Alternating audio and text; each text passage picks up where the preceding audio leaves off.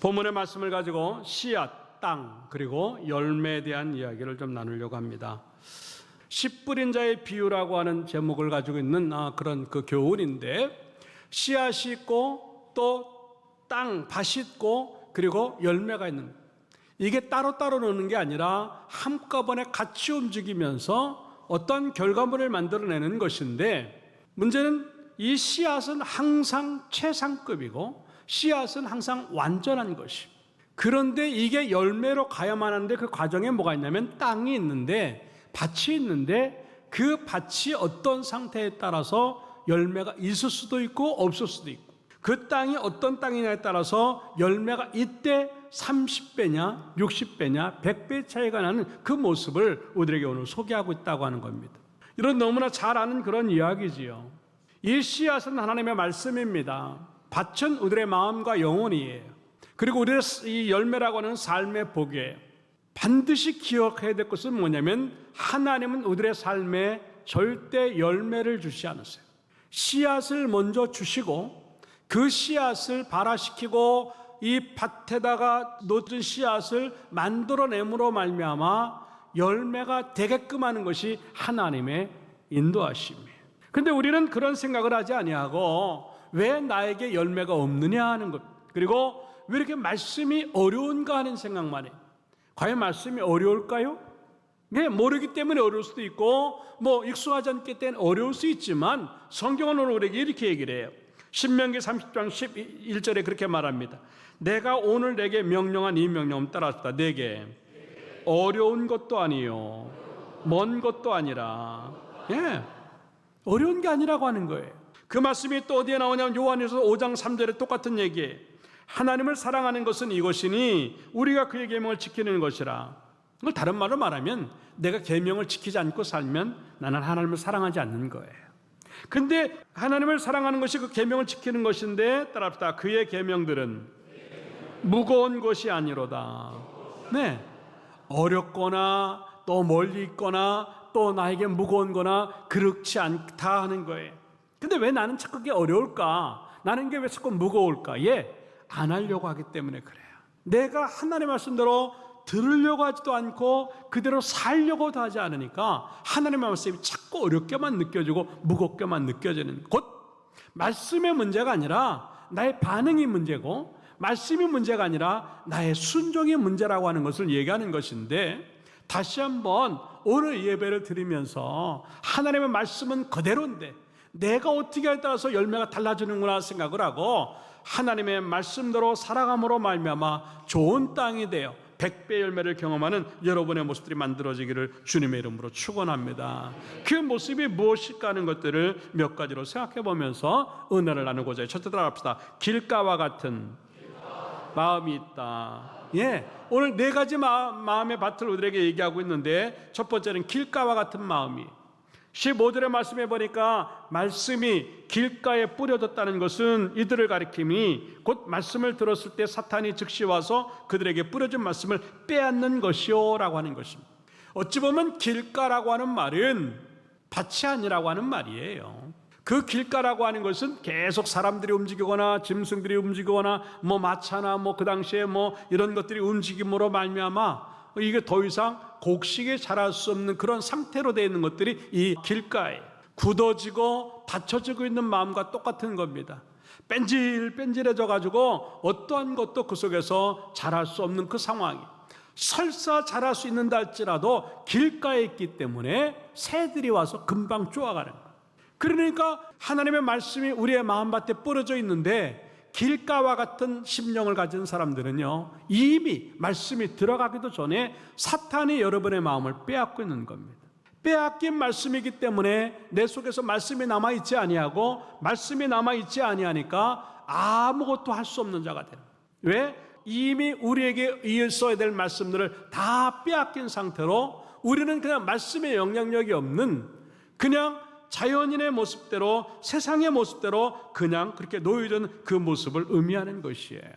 에덴 동산에서 사탄은요, 이 말씀 빼앗는 것을 경험을 했어요. 오늘 성경이 15절에 말하는 것처럼 사탄이 즉시 와서 그들에게 뿌려진 말씀을 빼앗는 것이야 라고 하는 것처럼 사탄은 말씀을 빼앗는 걸 한번 경험해 봤어요. 에덴 동산에서 아담과 하와에게 하나님의 말씀을 제거시키고 엉뚱한 걸 집어넣습니다. 근데 이게 믿음이 없다고 하는 것, 하나님에 대해서 정확히 알지 못한다는 것이 얼마나 큰 문제인가 하는 것을 보여주는데, 그냥 마귀가 하는 말을 싹 집어먹습니다. 하나님의 말씀은 빼앗기고 엉뚱한 말이 그 속에 들어와가지고 결국은 선악과를 따먹는 그 아담과 하와의 모습을 우리는 잘 알고 있다고 하는 거예요. 그걸 경험했던 이 사탄은요, 지금도 성도들의 마음속에 계속 뿌려지는 말씀들을 계속 뺏어가고 있단 말입니다. 내가 빼앗긴 말씀들이 얼마나 많은가. 그냥 빼앗긴 것으로 끝나지 아니하고 빼앗긴 만큼 내 땅은 엉망이 되는 것이고, 빼앗긴 만큼 내 땅은 길가와 같이 뺀질일 될 수밖에 없고, 핑계와 이유만 남을 수밖에 없고, 빼앗긴 만큼 열매는 더 많이 손실을 가져. 아니, 열매라도 있으면 좋은데 열매조차 맺을 수 없는 그 모습이 되었다고 하는 것이죠. 그 이야기가 고린도후서 11장 3절의 이야기예요. 뱀이, 그 사탄이죠, 그 관계로 하와를 미혹한 것 같이 너희도 똑같이 그리스도를 향하는 진실함과 깨끗함에서 떠나 부패하게 만들까 두렵다라고 하는 겁니다. 이거예요. 여기서 부패했다고 하는 것은 예수 믿기 이전의 삶이에요. 예수를 믿고 교회에 나왔는데도 불구하고 예수를 믿기 이전의 삶을 그대로 갖고 있다고 한다면, 말씀이 없는 게 아니라 말씀을 많이 접하지만 이미 말씀을 사탄에게 다 빼앗겨서 삶에까지 연결되지 않고 인격에까지 연결되지 않는 그 모습이 이 길가와 같은 마음이라고 하는 것을 우리에게 보여주는 그런 모습입니다.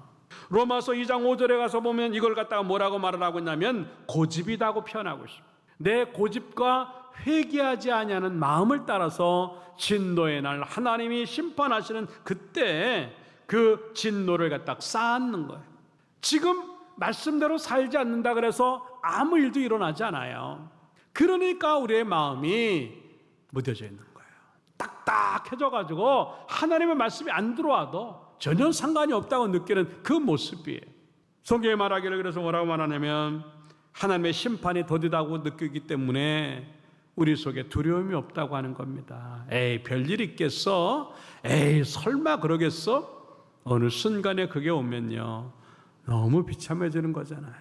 그래도 하나님은 사랑이시고, 하나님은 오래 참으시고, 하나님 또 용서하시고, 또 하나님 또 못 본 척 해주시고, 또 봐주시고, 그래서 여기까지 왔는데, 그럼 이 정도쯤 왔으면 이제는 돌아갈 때도 된 거 아니에요? 근데 우리가 왜 못 가는가? 고집이 있는 거예요. 여러분들 고집 센 사람들, 난 안 바뀌어 그러는 분들, 오늘 이 아침에 바뀌기를 주님의 이름으로 축원합니다. 그 갈아엎어야 돼요. 하나님이 원하는 대로 그 고집 없이 정말 좀 부드럽게 살던 여러분의 모습들이 만들어져서 그 부드러움이 결국은 옥토가 되고 우리들 속에 들어오는 이 씨앗이 잘 자라는 밭으로 만들어서 여러분 속에 100배의 열매가 경험되어지기를 주님의 이름으로 축원합니다. 두 번째 따라합시다. 돌밭과 같은 마음이 있다. 네, 16절의 말씀에 보니까 돌밭에 뿌려졌다는 것은 뭐냐? 말씀을 들을 때 즉시 기쁨으로는 받는데 17절 넘어가서 보면 그 속에 따라합시다. 뿌리가 없어 잠깐 견디다가, 예, 뿌리가 없어서 잠깐 견디다가 말씀대로 살려고 하는데 어려움이 많이 나오는 순간 넘어지는 자다, 그렇게 말을 하고, 잠깐의 신앙자가 이 모습이에요. 예배드리면 잠깐 은혜가 돼. 예배드리면 잠깐 기뻐. 그리고 부흥회라거나 기도회를 하면 잠깐 은혜가 되고 잠깐 잘해요. 그런데 조금만 자기 마음대로 안 되면 금방 무너져요. 이런 그 돌밭의 모습은요, 감정에 의해서 움직이는 사람. 기뻤다 안 기뻤다, 기뻤다 안 기뻤다 하는 거예요. 기쁘면 잘하는 것처럼 보이고 안 기쁘면 그냥 놓는 것. 그러니까 거기서는 아무것도 일어날 수 없다고 하는 것을 의미하는 것인데, 믿음을 가지면 하나님의 말씀은 다 좋을 수밖에 없고, 믿음을 가지면 믿음의 것들은 다 좋을 수밖에 없다고 하는 생각들을 가지고 감정이 아닌 하나님이 주시는 말씀으로 살아가는 여러분들의 모습이 되어서 어떠한 감정이 밀려 들어와도 그것 때문에 섭섭해하거나 자격지심을 갖거나 그것 때문에 힘들어하는 것이 아니라 믿음으로 그것들을 잘 걸러내면서 말씀대로 살려가는 몸부림으로 말미암아 여러분들의 믿음 속에서 많은 열매가 주어지기를 주님의 이름으로 축원합니다. 이런 사람들은 한가운데 있지 못해요. 계속 옮겨 다닐 수밖에 없고, 왜? 성경으로 뭐라고 말하면 17절에 말씀, 그 속에 뿌리가 없어서라고 하는 겁니다. 뿌리 없는 신앙이 그겁니다. 말씀이 그 속으로 들어가지 못하니까 뿌리를 내리지 못하는 거예요. 그리고 뿌리를 잠깐 내려 덮어 있어가지고 내리는데 여러 가지 감정에 의해서 자꾸 이 흙이 날아가니까 돌밖에 안 남으니까 그 돌 속으로 들어갈 수가 없는 거예요. 근데 돌을 안 깨고, 그래요. 말씀이 들어오면요, 돌을 깨라고 주는 건데 돌을 안 깨고 말씀을 깨요. 돌을 걸러내고 돌을 이렇게 다 없애야 되는데 말씀을 걸러내면서 자기가 원하는 것만 받아들이는 거예요. 그러니까 몇 년을 믿고 몇십 년을 믿어도 돌짝밭이 이 돌을 갖다 깨서 바른 것들을 만들어내므로 말미암아 말씀이 들어갈 때마다 뿌리가 깊이 내리고 그 소리에서 열매를 경험하는 것이 이게 우리의 모습인데, 다시 한번 그것들을 경험해서 말씀이 들어갈 때마다 심지가 굳고 믿음의 어떤 그 뿌리가 확실해서 흔들리지 않는 여러분들의 모습들이 만들어지기를 주님의 이름으로 축원합니다. 여러분 꼭 예수를 믿을 때마다 생각해야 될 게 뭐냐면 신앙은 어렵다고 하는 겁니다. 오늘도 본문의 말씀에 보니까 말씀이 들어갔는데 조금 있다가 말씀으로 인해서 환란이 오고 핍박이 오고 박해가 오니까 넘어진다. 그때 우리는 처음부터 무슨 생각을 해야 되냐면, 신앙은 어려운 거구나 생각을 해야 돼. 근데 우리는 너무나 쉬운 예수만 믿으려고 그래요. 편한 신앙만 가지려고 그러고 어렵지 않은 그 길만 가려고 하는 우리의 모습이 너무 많은 거예요. 그러니까 조금만 어려우면 견딜 생각을 아니하고 우리가 말씀을 포기하려고 하는 겁니다. 그러니까 열매가 없지요. 다시 한번 우리의 삶들을 돌아보면서 신앙은 고비가 올 수 있고 힘든 상황들이 올 수도 있고 때로는 넘어질 수밖에 없는 상황이 올 수도 있다고 생각을 해요. 그럼 어려움이 오면 뭐라고 생각을 해야 되냐면, 성경이 말한 어려움이 이런 거구나, 목사님이 말씀하신 어렵다는 게 이거구나 생각을 하고 그걸 오히려 열매 맺을 기회로 알고 이 말씀을 버리지 말고 그럴수록 더 말씀을 꽉 붙잡으므로 말미암아 돌도 뚫고 들어갈 수 있는 그러한 믿음의 역사가 주어짐으로 말미암아 어려움마저도 여러분들에게 열매의 기회로 만들어지기를 주님의 이름으로 축원합니다. 나는 뭐냐 하는 거죠. 어려운 걸 싹싹 피해 다니고 힘든 걸 쏙쏙 빠져나가면서 열매가 주어진다? 아니에요. 신앙이 한복판에 있으면 항상 어려워요. 그럴 때마다 이걸 피해가는 것이 아니고 여기서 뿌리를 내는 방법을 이제 생각을 했는데 다른 것도 없어요. 말씀을 가지고 바위를 뚫어내면서 바꿔내면 그 속에서 뿌리가 깊어지고 결국은 이 우리에게 주어져 있는 열매가 100배로 올라오게 될 줄로 믿습니다. 이러한 은혜 때문에 우리의 신앙은 변하지 않기를 주님의 이름으로 축원합니다. 세 번째 따라합시다. 가시밭과 같은 마음이 있다. 네, 환경에 의해서 움직이는 사람의 모습을 갖다가 이 가시떨기 갖다 그렇게 말을 하고 있는 겁니다. 18절의 말씀에 보니까 이는 가시떨기에 뿌려진 자니 이들은 말씀을 듣기는 해요.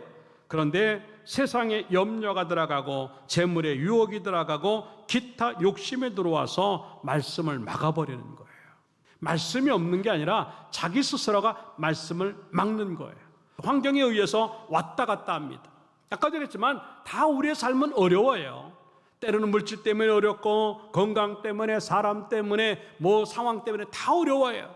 그럼에도 불구하고 우리는 환경에 휩쓸리는 것이 아니라 그냥 그 밭에 놓여져서 환경에 흔들리는 것들을 다 제거해내고 가시덤불 같은 것들을 다 제거해내고 옥토를 만들려고 거기에 놓여져 있는 그 상태가 필요하다고 하는 것을 의미하는 그 말씀이에요.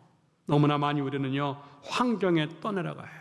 아까는 자기 안에서 만들어낸 어떤 그 감정 때문에 이 흔들리는 상황이지만 지금은 환경 때문에 흔들리는 삶이 이 가시떨기의 모습이에요. 조금씩 환경에 의해서 영향은 받을 수 있지만 그럴 때마다 말씀을 가지고 그 가시떨기를 갖다가 떨어내는 거예요. 근데 우리는 가시떨기를 떨어내지 않고 말씀을 자꾸 떨어내니까 우리에게 남는 것들이 아무것도 없다고 하는 것을 보여주는 그러한 모습이죠. 이제는 우리가 하나님 앞에 기본적인 거라도 잘하고 환경에서 움직이는 것이 아니라 말씀에서 움직이는 그런 성도가 되어서 반드시 100배 열매를 맺기를 주님의 이름으로 축원합니다. 염려한다라고 하는 말은요, 마음이 나뉘었다고 하는 겁니다. 두 주인이 있다고 하는 거예요. 마태복음 6장 24절의 말씀이 그겁니다. 한 사람이 두 주인을 섬기지 못할 것은 혹 이를 미워하고 저를 사랑하거나 혹 이를 중히 여겨 저를 경외함이라. 따라합시다. 너희가 하나님과 재물을 겸하여 섬기지 못하느니라. 예, 내가 돈 때문에 지금 예배당에 못 나오면 돈이 하나님이에요. 내가 다른 것 때문에 이제 교회 못 나오면 그것이 하나님이 되는 거예요. 두 주인을 섬길 수 없어요. 우리의 하나님은 오직 한 분 하나님이신 줄로 믿습니다. 여호와 하나님만이 우리의 하나님인 줄로 믿습니다. 하나님의 것이 여기 있다고 한다면 다른 것들을 잘라내더라도 가시덤불 같은 것들을 잘라내고 하나님만 붙잡고 가면은요, 여러분 이게 100배 원리예요. 그런데도 우리는요, 내가 신경 안 썼던 그 마음의 밭에 100배의 복이 있다고 하는 걸 놓친단 말입니다. 계산 잘하세요. 하나님에게 있을 때 100배가 오는 것이지 세상 따라가서 100배가 오는 것이 아니라고 하는 것들을 생각하고, 하나님 안에서 100배 열매를 맺을 때 우리가 갖고 싶은 것들이 다 여기 안에 있는 줄로 믿고 그 하나님 붙잡고 말씀 붙잡고 살아가기를 주님의 이름으로 축원합니다. 목숨을 위하여 무엇을 먹을까, 무엇을 마실까, 몸을 위하여 무엇을 입을까 염려하지 말라. 염려하지 말라. 그 마음 나뉘지 말고 환경에 의해서 마음 주지 말고 그냥 하나님 붙잡고 말씀 붙잡고 살면 된다고 하는 것을 의미하는 것인데, 다시 한번 우리들의 마음속에 있는 것들 다 제거하고 하나님만 붙잡고 나가는 여러분들의 모습 되기를 주님의 이름으로 축원합니다. 그래서 디모데전서 6장 10절에 뭐라고 말을 하고 있냐면, 돈을 사랑함이 임만하게 뿌리가 된다. 그러면서 그것이 우리에게 있어서 믿음에서 떠나게 되고 많은 근심으로 자기를 찌르게 된다는 겁니다. 그 요한일서 2장 15절에도 마찬가지입니다. 세상에 있는 것들을 사랑하지 말라라고 하는 겁니다. 왜? 그렇지 않으면 하나님 아버지 사랑이 그 안에 있지 않기 때문이라고 하는 거예요. 그리고 16절에 이 세상에 있는 모든 것, 육신의 정욕, 안목의 정욕, 이생의 자랑이 다 아버지께부터 온 것이라 세상으로부터 온 것인데, 따라합시다. 이 세상도 그 정욕도 지나가되, 다 지나가요. 남는 건 오직 마지막 부분에 보니까 하나님의 뜻을 행하는 자는 영원히 거하느니라 라고 기록을 해요. 하나님의 뜻을 행하는 것, 딴 거 없어요. 영원한 것을 잡아야지. 지나가는 것 잡으려고 영원한 것들을 놓친다? 이건 믿음도 아니고 복도 아니에요. 다시 한번 우리에게 있는 것들 하나님 붙잡고 감으로 말미암아 잃어버린 것 없이 영원토록 내 것을 만드는 그런 은혜가 우리 가운데 있기를 주님의 이름으로 축원합니다. 마지막 네 번째 따라합시다. 좋은 땅에 마음이 있다. 네, 20절에 보니까 좋은 땅에 뿌려졌다는 것은 곧 말씀을 듣고 받아, 말씀을 듣고 받아예요. 30배나 60배나 100배의 결실을 한다라고 기록을 하고 있어요. 예, 말씀을 듣고 받으라고 하는 것은 계속된 반복적으로 말씀을 가지고 움직이는 삶을 의미하는 것입니다. 좋은 땅은 없어요. 신기하죠? 처음부터 좋은 땅은 없어요. 좋은 땅은 따라합시다. 좋은 땅은 만드는 땅이다. 예, 좋은 땅은 처음부터 없어요. 좋은 땅은 만들어내는 거예요. 내가 길가리와 같은 그런 밭 모양을 갖다가 갈아엎어가지고 이 좋은 땅을 만들어내는 것이고, 이 돌짝밭 같은 그런 밭을 갖다가 깨어내어서 나는 좋은 밭을 만드는 것이고, 가시덤불 같은 밭을 전부 다 제거해내고 좋은 밭을 만들고, 관리하고 또 관리함으로 인해서 이 땅을 좋게 만드는 그 상황이 이 좋은 땅의 모습이라고 하는 거예요. 그래서 이 말씀을 듣고 받아, 계속 반복적인 것을 의미하는, 듣고 그것을 믿고 그리고 그 말씀대로 실천하고 또 다시 그 말씀을 듣고 또 믿음으로 반응하고 그리고 믿음으로 사는 것, 이것들이 계속 이제 반복을 하니까 물론 이러한 반복이 때로는 힘이 들 수도 있어요. 또 어쩌면 이것들이 긴 시간이 걸릴 수도 있어요. 그럼에도 불구하고 이 좋은 밭은 놓치지 아니하고 멈추지 아니하고 계속 갈아엎고 만드는 그 작업들을 열심히 함으로 말미암아 우리의 밭을 갖다가 좋게 만든다고 하는 그런 의미가 여기에 있는 것이. 이게 히브리서 6장 7절에는 이렇게 말하고 있어요. 땅이 그 위에 자주내리는 비를 흡수하는, 받고 믿고 하는 상황, 흡수하여 받가는 자들이 쓰기 합당한 처소로 내면 하나님께 복을 받지만 만일 가시와 엉겅퀴를 내버리면 버림을 당하고 저주에 가까워서 그 마지막은 불사름이 된다라고 하는 겁니다. 나는 지금 어떻게 하고 있는가 하는 거죠. 나를 지금 가시와 엉겅퀴가 나게 만드는지, 아니면 말씀을 흡수함으로 말미암아 채소가 나게 하고 열매가 나게 하는지 다시 한번 보자고 하는 것이죠. 여러분, 어떤 땅을 갖고 있어요? 어떤 믿음입니까? 하급의 믿음을 갖고 있습니까? 아니면 중급의 믿음을 갖고 있습니까? 상관없어요. 이제부터라도 좋은 땅을 만들기 위해서 계속 갈고 돌 걸러내고 그리고 잡초 없애내고 계속 반복하면 결국은 가장 좋은 땅이 만들어졌다고 하는 것을 생각을 하고 여러분의 땅을 비옥하게 만들어서 심기만 하면 100배 열매를 맺는 그러한 축복이 있기를 주님의 이름으로 축원합니다. 결론적으로 말씀을 드립니다. 내가 농부라면 어디다가 씨앗 심겠는가 하는 거예요. 애가 뭐 아무데나 나고 아무렇게나 나라 그러겠어요? 아니에요. 진짜 농부는요, 가장 좋은 씨앗을 남겨두고 가장 좋은 밭에다가 뿌리려고 하는, 그러니까 이 경작어로 갈아엎는 거예요. 이미 씨앗은 최고의 씨앗입니다. 내 밭이 어떤 애에 따라서 그 열매가 달라지는데 이 달라짐이 무려 100배의 차이가 날 수 있다고 하는 것들을 생각을 하고 다시 한번 우리의 마음들을 옥토와 같이 만들어서 그냥 심기만 하면 100배의 것들을 경험하는 그러한 축복자가 되어서 멋진 인생 사시기를 주님의 이름으로 축원합니다.